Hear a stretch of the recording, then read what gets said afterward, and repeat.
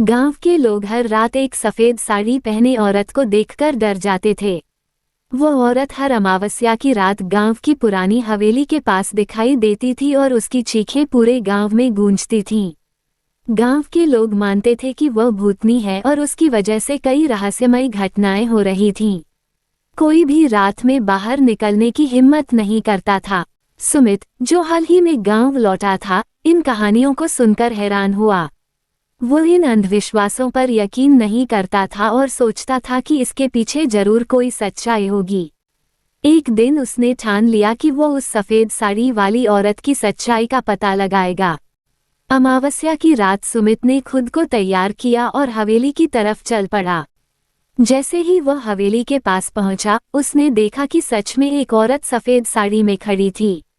सुमित डरा, लेकिन उसने हिम्मत नहीं हारी। उसने औरत से बात करने की कोशिश की। पहले तो वह औरत कुछ नहीं बोली, लेकिन जब सुमित ने उसकी मदद करने की बात कही, तो औरत ने धीरे धीरे अपनी कहानी बतानी शुरू की।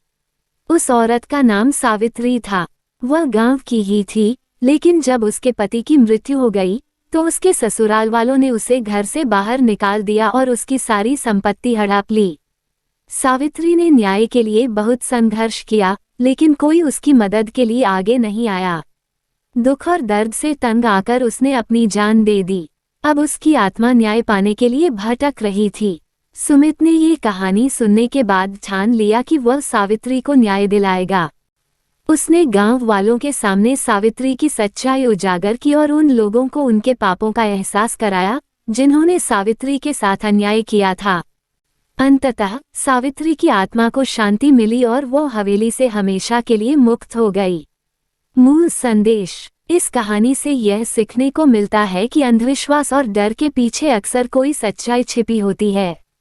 न्याय और सच्चाई के सामने हर अन्याय को झुकना पड़ता है। समाज में अन्याय और अत्याचार के खिलाफ खड़े होना जरूरी है, ताकि किसी की आत्मा को शांति मिल सके।